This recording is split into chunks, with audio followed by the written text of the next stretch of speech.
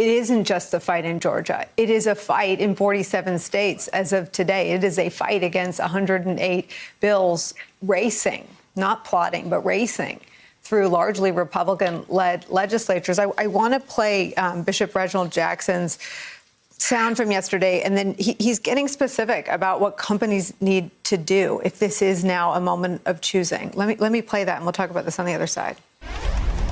We cannot support companies who support or remain silent about legislation that is based on a lie, that seeks to suppress our vote, is racist, and seeks to turn back time to Jim Crow. There is no way that these companies did not know that this legislation was based on a lie. I am pleased with their public comments. Let me also say that it is a little too late. They had the opportunity to speak out against this legislation some time ago. And I cannot help but believe that it was not until we talked about a boycott that they said we have to do something. That was from this morning, and he is absolutely right. We have been looking for comments from these companies, and it was not until, I believe, Stacey Abrams 2 weeks ago raised the specter of pressure on Georgia companies that they finally issued these almost identically worded statements yesterday.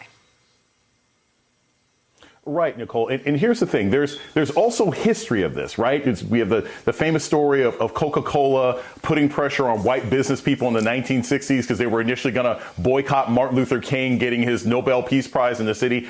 Businesses can have an influence on this level of politics. And I'm one of the people, I spoke to Latasha Brown for Black Voters Matter. We did a whole interview about this on my podcast.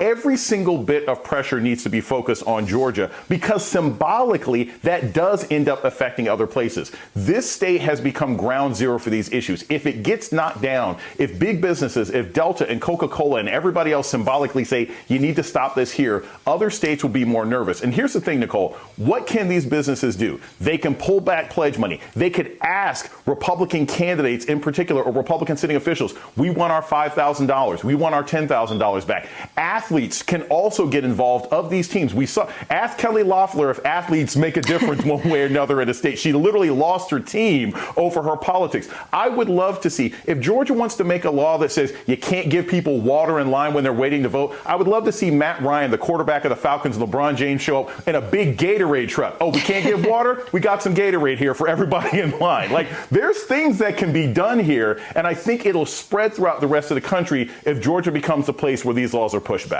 Well, and Mike Barnicle, let's be clear about why all eyes are on sports, all eyes are on corporate America, because the Republican Party is a failed state. The Republican Party does not believe in access to voting rights. They're now taking a lie that led to a deadly insurrection and using that lie to roll back access to the polls. And I'm old enough to remember when Republicans liked people being able to mail in their ballots. That's not today's Republican Party, but I want to go through where corporate America is today.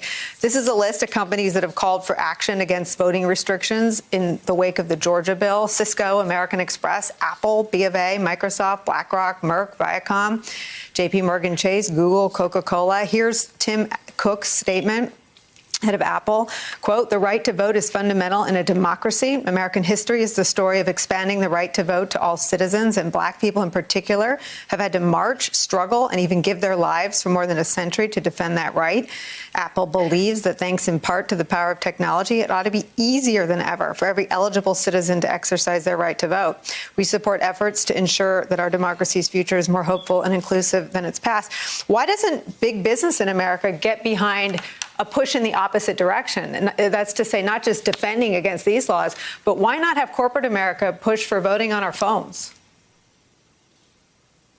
You know, Nicole, that's a very good question.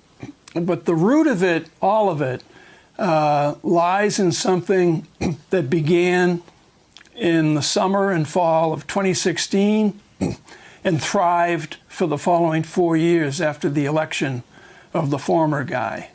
And that's the roots of fear that he injected into our politics and our culture. So now corporate America is the same as an average citizen in a sense. They have a fear of the backlash against a statement they might make. Yeah. They have a fear of losing profits, as many people. Look what's happened to this country. We have people who have a fear of masks, a fear of vaccines, a fear of the other all the time. That has thrived in this nation over the last 4 years.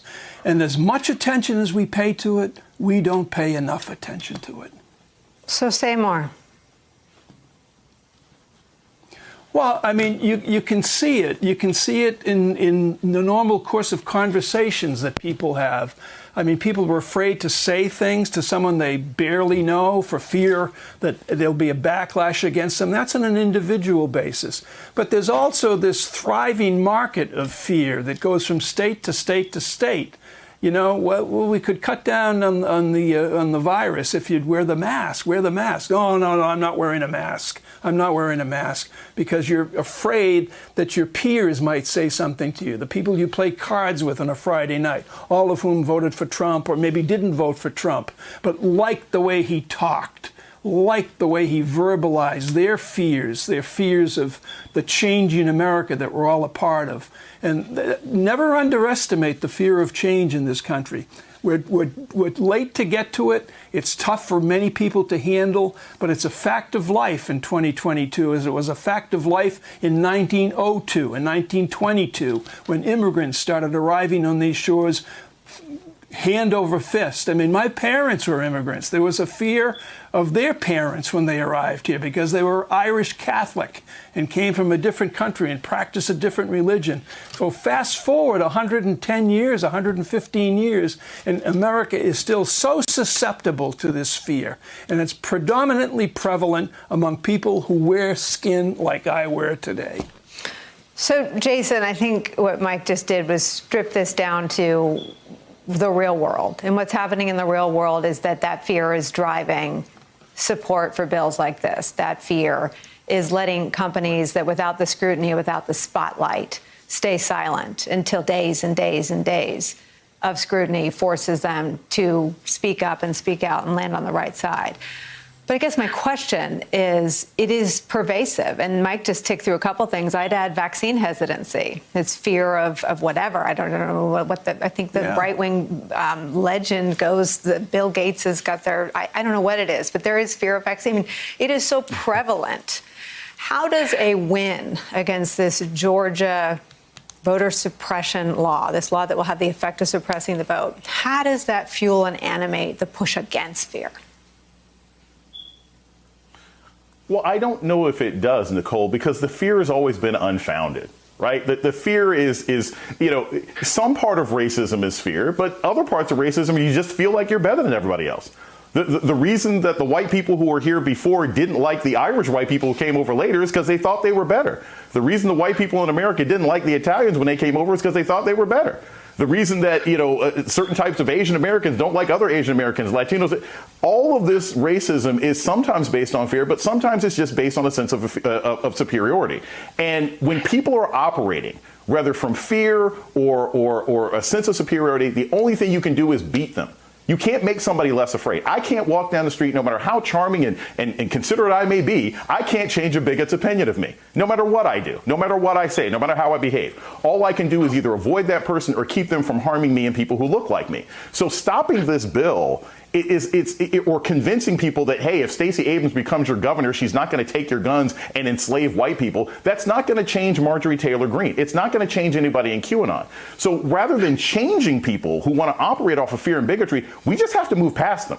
We have to move past them just like sexists and bigots and homophobes and everything else like that, because we can't wait. This country can't afford to wait to change people's minds or make them less afraid of things they never should have been afraid of. Hey, thanks for watching our YouTube channel. You should know that you can follow today's top stories and breaking news and catch up on your favorite MSNBC shows all in one place. Download the NBC News app today.